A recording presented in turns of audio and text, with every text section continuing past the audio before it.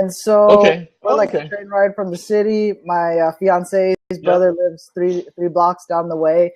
I mean, over the last several years, I've lived in 7 different states, so we get to hop Right. I know around you've been and moving around. Yeah. try a little bit of everything. So it's been pretty cool. So what shifted with your business model? I know you were like doing stuff out here in California with leads and real estate stuff like that. So what shifted towards what you're doing now? So I think the big shift really happened where our primary focus in the real estate side was really lead generation, right? Finding Right. motivated sellers. And Yeah. traditionally, direct mail always will bring you some pretty good leads with any decent Yeah. volume. But what set apart our operation over most other folks' real estate side is the way we apply internet marketing on the lead generation side. Right. And so we started producing a pretty high volume of motivated sellers or even first-time home buyers. And a couple other folks had approached me to start generating leads in other verticals or in other industries, right? And because the demand in auto insurance, life insurance, solar, mortgage is pretty high, and these guys are paying for leads, whether it be upfront or even on a net 30. I mean, you're producing 3,000 leads a day, let's say in auto insurance, and they're paying you anywhere from $8 to $15 a pop. To see the volume and the way the cash moves quickly in that space, we're like, all right, we got to bump this one up in priority because of how quickly we can move our cash, get in, get out, and pretty much rinse and repeat, scale up. So that was the big shift. It's just the high demand of buyers out there, how quickly we can move our capital, and see how we can keep scaling it up. Yep. And in terms of your team, like right now, like who is part of what you do and stuff like that? Absolutely. So, I mean, when I first started this, like any first-time entrepreneur, I mean, you are the owner, the manager, the Yeah. janitor. I mean, you're everything, right?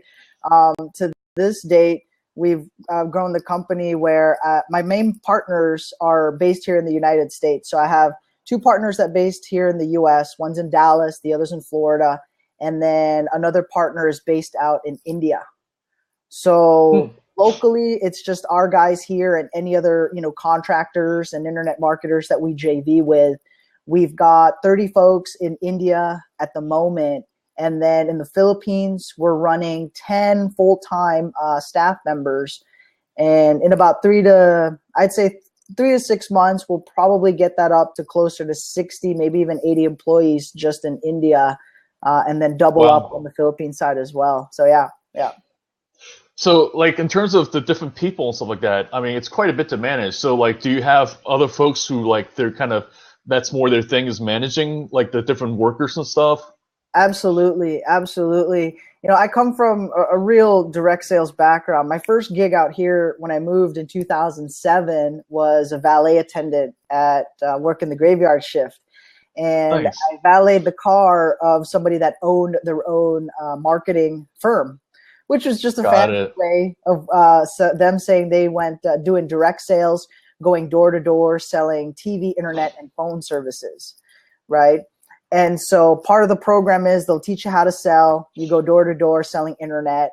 And once you're pretty successful at that, making about anywhere from $100 to $400 a day, 100% commission, right? They put you in an HR role where now you recruit candidates, you train people on how to sell, and you start to build out a team and kind of grow from there.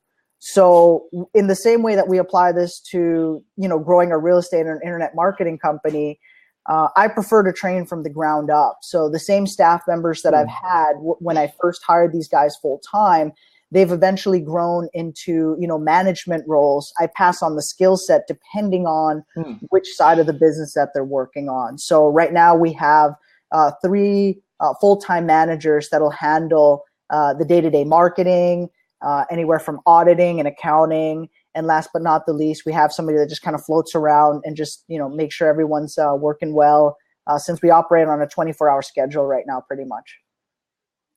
Just in just that short amount, you've said so many kind of, really valuable nuggets and stuff. So I want to break that down a little bit. One of the key things I, noticed what you said was talking about building folks up. And what's interesting to me about it is that people, especially entrepreneurs, tend to worry about like, oh, like, won't they just learn and do the same things themselves and stuff like that? One of the Yeah. things I've learned is that like not everybody wants to do that. So can you talk a little bit about like kind of this idea though, that like, this fear that people typically have of like, oh, I'm teaching somebody something that then they're going to go and run off and do their own thing and stuff like that. And that type of mentality and thinking, I don't know if, like, even personally for me, right, like I'll still have those different lids or barriers that I have to personally break through, but it'll really start with the first person that you do hire and bring on board, right? Now, when you're posting an ad on job sites like onlinejobs.ph or Upwork, or you're looking for your very first virtual assistant, keep in mind this is somebody that is looking for a job, right? And so what they're looking for is that steady paycheck.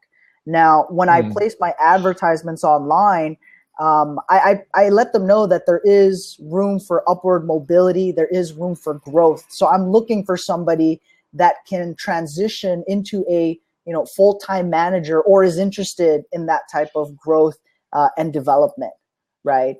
And if you take a look at the background of some of these candidates too, they are looking for that steady month-to-month, long-term type of career or program that they can work in. And start with tasks that you can easily let go of. And the first things that I got started out outsourcing was data scraping, right? Whether it be on the real estate side where guys were going onto Craigslist, copying, pasting phone numbers and sending text messages via Google Voice, to our internet marketing side where our team sends out the actual email campaigns. They'll send out SMS or mobile marketing messages, and they prepare the text messages. They'll upload the lists. So those are tasks that you can outsource and free up a little bit of your time and start to build that trust and start to let go of some of those things, right? Where it's not going to make or break the business, but at some point, if you do not hire somebody, you are going to be doing everything and you're just creating another full-time job for yourself, right? And definitely. I was going to say though that like it's definitely that's pretty part of the biggest shift for especially for digital nomads because they tend to be lone wolves and operating on their own stuff like that. They're used to being freelancers, so it's a real shift to kind of having that mindset of like developing people and stuff like that. So what is it that like how do you recognize people who you see have that potential to grow with you though as an organization? Like what is it that kind of helps you to kind of see that that's somebody that like you can help to nurture? A couple of things. Because we're looking for folks that are interested in the long-term career path or upward mobility. Once they establish that they can handle the day-to-day tasks, which I do not want to do, like creating messages, uploading lists, we start to put them in positions where they can start to earn a little bit on the side or on top of their monthly salary or base pay, right? So based on my experience, the folks that want to make their monthly salary, and if they're interested in making more, we put them in a role where, hey, they can send out some email marketing and, we'll give them 10% of the commissions that they earn for boosting the sales. So for me, that's the first thing that I look for, somebody that's willing to work a little bit extra outside of their standard 9 to 5 hours with us and start kind of like extra credit projects. You just kind of make that available to them. Exactly. And that's always, we keep an open door policy with everyone that comes through the door that's interested in that, so for me, that's the first indicator of somebody that's a go-getter, somebody willing to drive sales and boost it. That's the guy that I'm looking for, guy or girl. Yeah. And then, so can you talk a little bit about like what this has allowed you, to do in terms of, you talked about moving to different states and stuff like that. Can you talk a little bit about how like some of the things you've set up have allowed you to kind of have different freedom that? Yeah, sure. And I'll touch on a few cool stuff too that you mentioned. What kind of like the challenges of growing and hiring folks? Will they take off and run with you, that kind of thing? Or will they take what you have and run it somewhere else? So, I mean, where do we, like, I just moved to New York recently. Prior to that, I had lived in Rhode Island for close to a year, where I partnered up with some folks on another internet marketing project. Before Rhode Island, we were living in Pasadena. absolutely loved it while we were there. I've lived in San Diego, San Francisco. I've spent time in St. Louis and different spots in San Diego. I've traveled to Singapore, Japan. We went to Iceland. We drove from LA to Rhode Island. We did like an 8-day cross-country road trip, traveling from literally coast to coast here in the United States. That's some of the fun stuff we've been able to do. In the last year, my fiance has been able to transition from her full-time job as a preschool teacher and coordinator handling 6-7 other students to transitioning full-time online, where she makes her money sending emails or sending mobile marketing messages, and she works with us full-time now. Nice. So those are some of the leisurely stuff. Personally, for me, what I find most fulfilling is being able to create jobs and steady employment, because it's very hard for me too. When I come across folks, I'm always thinking like big picture, let's build a big business. And it was a very foreign concept for me, somebody that just wants to collect a paycheck. Like that kind of just drives me nuts. But I've just experienced it firsthand where some folks just genuinely want that, and there's something else that they're after that's more important to them, and that's absolutely okay. I get to go home now and spend time on the holidays with my family out in the Philippines. I've been able to get my U.S. citizenship during that time frame. We're employing close to 30, 40 folks these days, and I think we can get up to 150 by the end of the year. So some of those things are super cool for me, because these are folks that were working with me from way back and are now in management roles, right? We're paying managers out in the Philippines just as much as any other executive would out there, and these guys work from home. We have scholarship programs for their kids. We do a lot of charitable work and stuff. And for me, that's what gets me exciting, is being able to build those types of long-term opportunities and some of the cool stuff that we get to do. But every month, 2 months, we're always traveling. And this year we're going to Europe. So how do you decide like where you want to like set up base and stuff like that? What is it that kind of drives that part? That's an interesting question, because this year our main goal as a company is to be able to now hire a management staff that's going to oversee day-to-day operations, because right now we're still very much the drivers in a lot of the projects, moving these things forward. Got it. So we want to hire a full-time media buy manager. We want to hire a full-time emailer, somebody that we can train in some of our ways to take over and run that position. And once we have that management team in place, we're looking at an actual headquarters type of office, right? Where we have something here that, all the board of directors or all the folks fly into, kind of meet, talk, shop.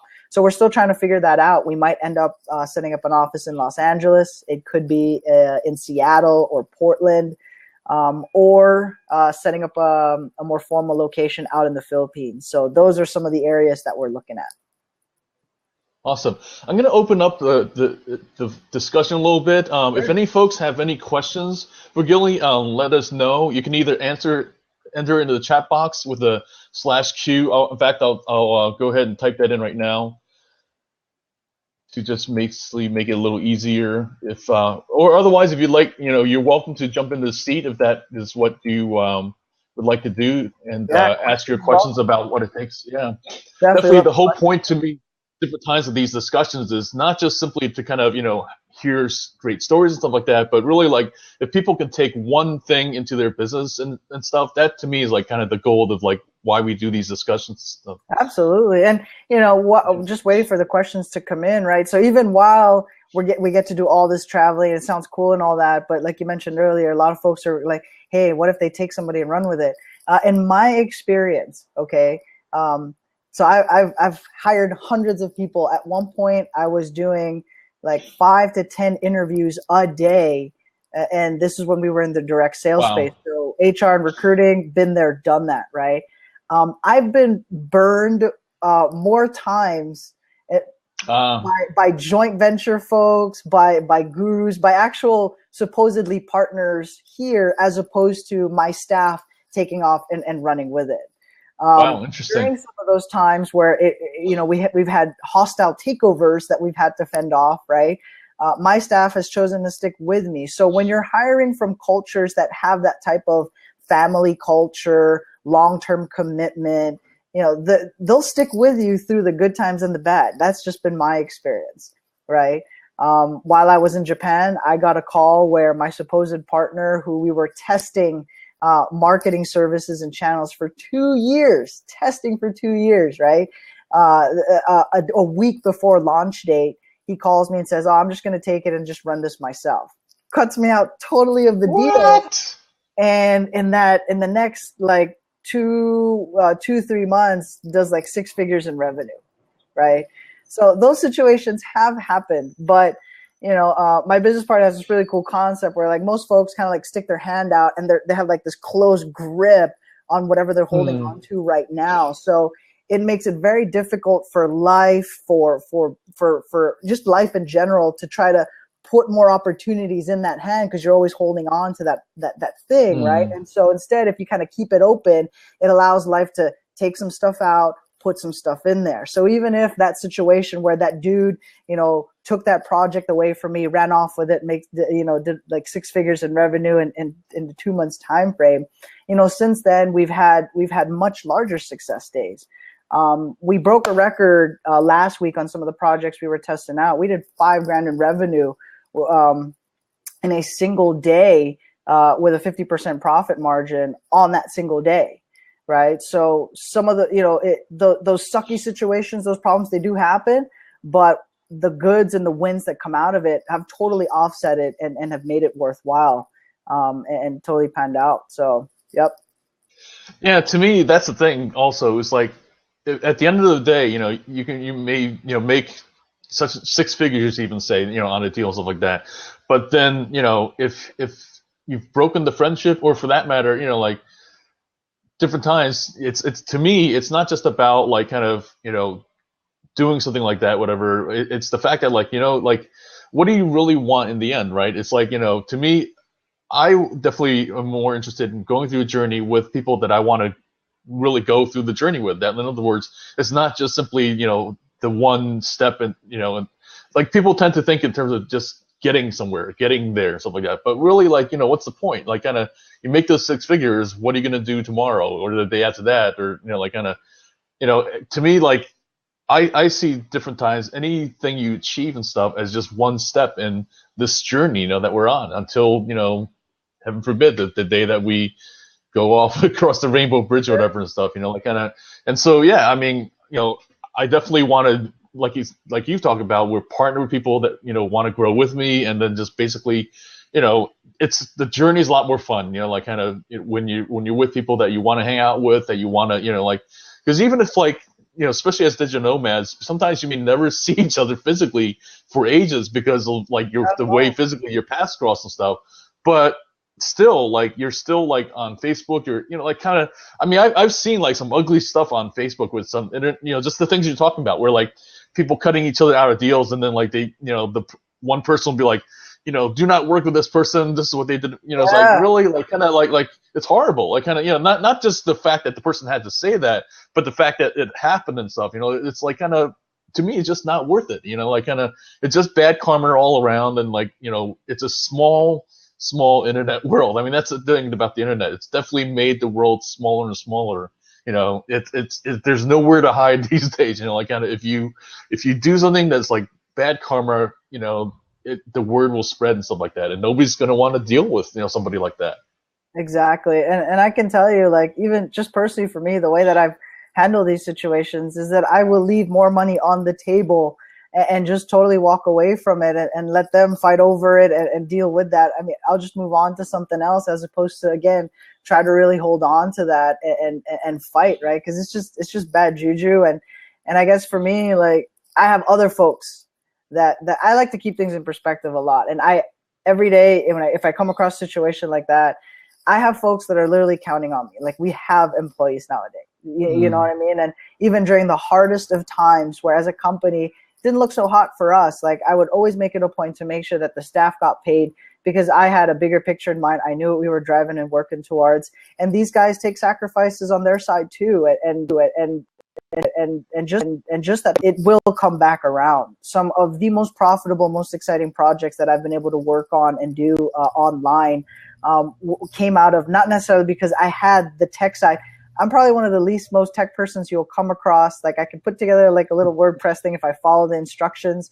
you know what I mean? Or like on Yeah. rotators, I'll go through the how-to videos myself, but I'm not like a programmer coder Yeah. type Same of here. person, you know? And so there are other folks that come to the table that know that, right? And because they can trust you, because you bring something else to the table, that's where all that synergy, you know, will really happen and come around. So, you know, I'm a firm believer in you know, working with teams, creating joint venture partnerships, and you know, forming and working in mastermind groups, because that's where those cool ideas come from. That's where those testing and joint venture projects come out of as well. Yeah, that's definitely one of the reasons why I really wanted to bring you on, was because what I've seen after a while with a lot of these digital nomad groups, it's the same idea over and over again, that like they're programmers or they're doing something in tech and stuff like that. And, you know, I felt like, what about the rest of us? What about, you know, like I said, people who like, I mean, you know, I can do a WordPress site, but it's not my thing. You know, like, I mean, I struggle with it, and it's just something that, you know, I could even do like video editing, but again, that's also not my thing and stuff. Yeah. I would rather work with a team and then just basically, you know, kind of helping each other get it done and stuff, or teaching other people. I actually get a lot out of showing somebody how to do some of these different things and stuff, more so than actually doing it, you know. And I think that's the thing, like finding what it is like your core thing. That's like kind of, and it seems like, what would you say also is like, is your thing though, like, you know, is it working with people? Is it kind of partnering? Like, what is it that, like, if you had like kind of, you know, if you could do it all day long and stuff like that, you know, like money was, you know, that whole thing about if money wasn't an issue and stuff, what do you think would bring you the most joy? I was talking to my fiance about this the other day, and because we're focusing on four main things this year. We're releasing our own email platform. I have no idea how the back end tech side works on that stuff. We're releasing our own SMS mobile platform for marketers, where you can go in, send text messages, do the whole affiliate marketing thing, right? Coding, no idea. I can tell you, when I started that project at the very start, I had to hire a coder off of Elance, and I just like, hey, here's what I have in mind, and just kind of went from there. But I did not speak that language. I had to kind of learn it, get comfortable with it. We're launching some stuff online in the Nutra space, going into fitness, beauty, skincare, creams, and all that. And my one thing, right? I was talking to my fiance about this, is like, I can work with people, and for me, it's bringing different folks to the table, because I see that, you know, John, you have the skill set where you're very savvy on social media. You can produce the content, you know where to syndicate it, you know. And I have this other person who I know is very good with, you know, affiliate marketing, who can monetize that and take that activity and you know, make some money, put some money on the table for everyone that is part of the project and group, right? And so I just always had a knack for dealing with people and building, you know, those types of relationships. And I like starting stuff, but I'm not necessarily the guy day to day that can run it, tweak it, optimize it. Otherwise, I'll either lose interest or it just kind of burdens me out, you know. And that's what I find fascinating about internet marketing, is because I can focus on putting together projects, launching them, testing them, and it keeps it very exciting, because there are other folks that prefer to handle the day-to-day, maintain, optimize that. One of our main partners, you know, his name is Aditya, and he's based in India. That's his thing. Like, he knows how to take a look at an existing operation, maximize and really create the best ROI after taking a look at all the costs, right? But for something like, hey, let's try sending these people to payday today using a text message and see if that's going to work, right? He'll never get off the ground to ever do that. That's just not his thing. But for me, I'll try it. I have a higher risk tolerance, and for me, that's just what's exciting, you know. So for me, it's working with people, bringing folks together, and starting up a business, because there are folks that want to do it and they're willing to, but they just kind of need that extra nudge, or that somebody that they know that'd be like, all right, let's do this, and actually start taking actions. Definitely.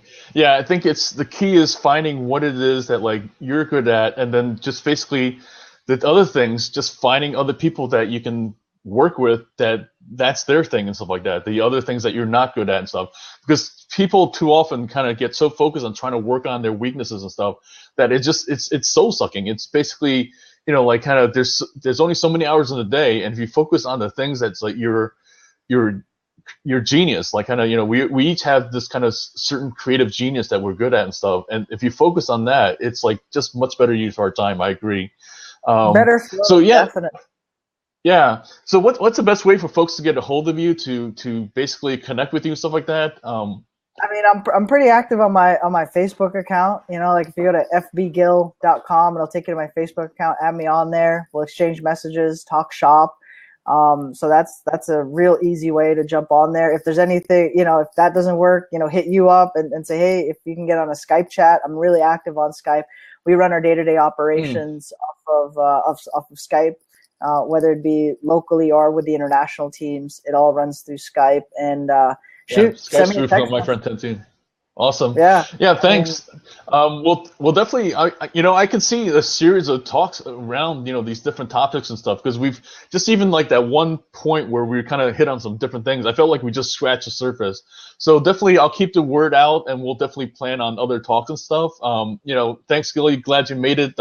Sorry, we kind of like had some different kind of tech issues and stuff like that, and but I think this is going to be really good series and stuff like that, because I can tell that like there's just interest in the different topics. So for us, what I typically do, as I mentioned, is this will become available on YouTube. I'm probably going to start another podcast. I started one with the indie creatives folks and stuff like that. I can definitely see that there's interest here with the digital nomad, so we'll definitely see about cranking that out as well. So thanks again.